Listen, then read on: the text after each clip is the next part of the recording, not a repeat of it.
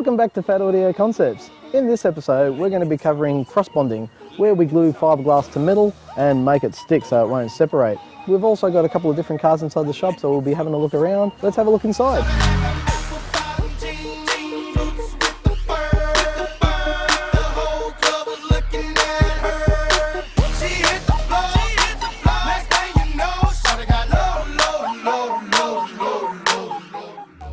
Here we have an R34 Skyline.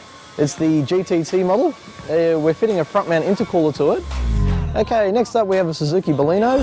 What we've done is we've fitted the sub in the back and we're shooting it backwards to do what we call rear loading. Okay, what we've done at the front here, we've mounted the tweeter on the A-sail, and the way we mount our speakers, we make sure they're fully sealed. They're not just mounted on back straps, they're mounted nice and solid, because the more solid you can make the speaker mount, then the more bass you're going to get out of the front of the car. Here we have Quick Rex in its second stage of build. We've now got the front bonnet scoop in high fill, which is like a spray putty to get rid of any little pinholes, because fiberglass is renowned for pinholes. When we sand that down, we'll be able to see if there's any highs or lows, and we'll make this thing look pretty as. As we can see here at the back of the scoop, the line now looks like it follows the bonnet line instead of having a gap that was a bit like a wave, if you will.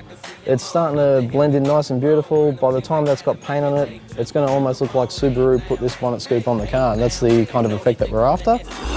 At the back of the car here, we've now got the spoiler at its stage just before it's ready for high fill.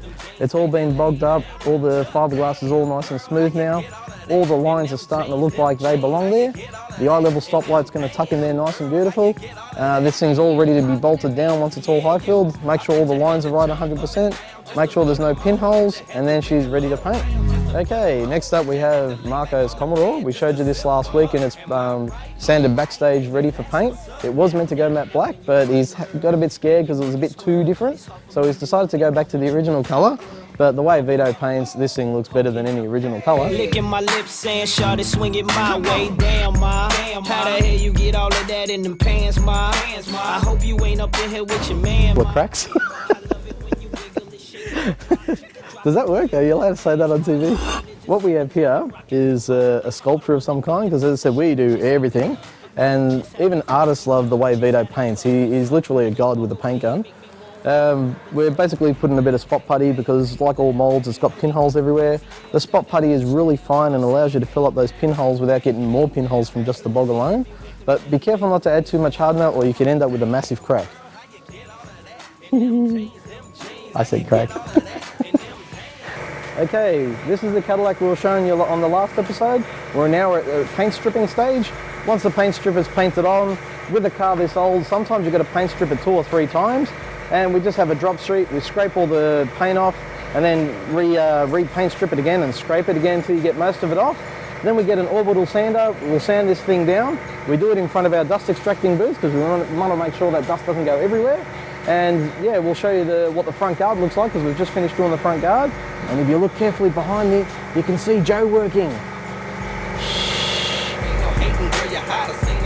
Okay, you can see the front guard now has all been paint stripped, sanded back, and even though you look at the front door and it doesn't look as bad, by the time you get the paint off, you can start seeing a lot of surface rust.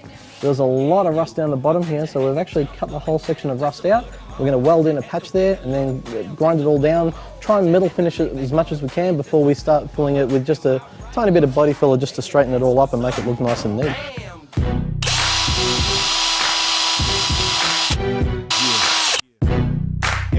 Okay, in this episode we're going to cover what we call cross bonding, where you try and glue fiberglass to metal. Back in the days, a lot of people used to use urethane or any kinds of celastic or whatever they were using. A lot of the times they would separate, and if you just use glass to metal on its own, it doesn't bond properly. There are quite a few good products out there now that are proper cross bonding materials. Basically what we'll be doing is, as you can see, the scoop's got a bit of metal bars supporting it, or has a few metal bars strapping it into place. When this scoop came out of its mould, it was taken out a bit too early. The sides of it flared up. We're trying to flare it back down again, so when it sits on the bonnet, it's going to sit nice and flush. With the cross bonding that we're going to be using, we have to just grind a 2-inch bare metal strip across the bonnet, grind the underneath of the scoop, put down this cross bonding adhesive, and literally just sit the bonnet scoop in place. By the time this stuff dries, you'd be breaking the fiberglass before you actually break the bond. It is really, really good. And the same technique can be used for wide body kits if you're doing rear quarter panels with a wide wheel, the really wide wheel arches. Exact same technique, and we'll show you this later on how it's actually done. Okay, it is a monster scoop, but it actually suits a monster of a vehicle. It's a HK original GDS Monaro as well. Gentleman's managed to source a second-hand bonnet. The bonnet alone is worth its weight in gold, and he's cut a hole almost the size of the scoop. A lot of people would cringe, but this guy's got the balls to modify an original GDS. When you see this thing, your jaw will hit the ground. It is absolutely gorgeous. And if we walk over here, we'll see the bonnet, and you'll see how large of a hole it has. So what he's trying to do is get as much air out of the or the heat out from under the bonnet as he can. And also with that scoop, it sucks air from the front windscreen, so you get a lot better airflow into your carby as well, because this thing's still carbureted back in the days. And yeah, what we'll be doing is just grinding a 2-inch patch of paint off here. You can see where the locator holes are. We'll be just grinding all that out, so it's just bare metal in that area. We'll put down our cross bond, we'll sit the scoop on there, let it dry for 4 hours, and it'll be as if it was one piece with the bonnet. See my homie Snoop, we doing what we do, don't matter where we at. I can just emphasise, we didn't cut this hole. Basically, the cutters that we use are really straight. The gentleman wants us to clean the lines up because he just did a rough template himself, very similar to this XY bonnet I'll show you in a sec. This is for that drag car we were showing you last week. He wants to put an original GT shaker on there.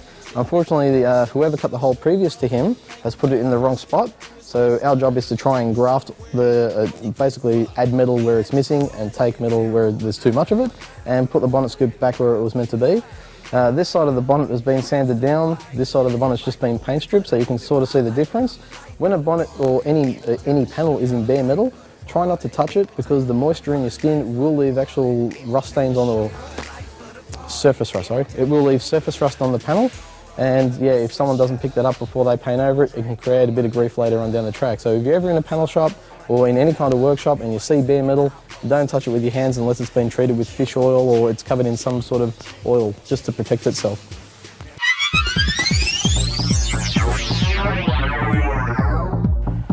Okay, Nolan from Hampton asked us about the Maserati that we're building. He's inquiring about doing one himself. Wanted to know if he could try and just grab a body shell for about the 15 grand mark.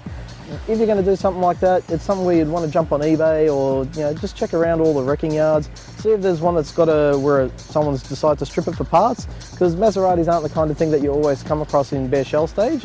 The one that we're doing was a completed vehicle, and that's why we've had to strip it down and change colour. So just to find a shell on its own could be a bit tricky, but if you stick with it and you're not in a hurry, something's bound to show up. So yeah, just keep looking around, especially South Australia and New South Wales. If you check around in those areas, you're bound to find something. So good luck, and if there's any questions, please feel free to ask. Okay, next week's episode, we'll be looking at a Honda CR-V and how to install a humongous system into one of those. We'll also be following Quick WRX. We'll see how the progress is coming along. Hopefully she'll be all painted up and ready for assembly, or it might even be assembled. So we'll just see how we go. And that brings us to the end of this episode, so hope you enjoyed it.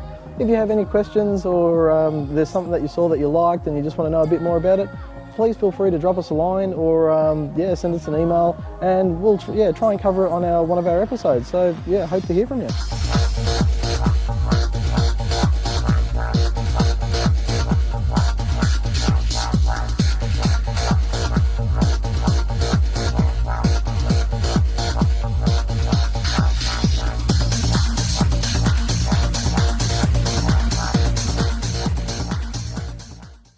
In today's episode, we're going to be covering cross bonding, where we join fiberglass to metal. That was absolutely disgusting. I got all stuck. In this episode, we're going to be... Sorry. Damn it, man! Making love to the work, making love to the work. I am the work. Okay. At the back of the car here. Okay, straight face. Welcome back.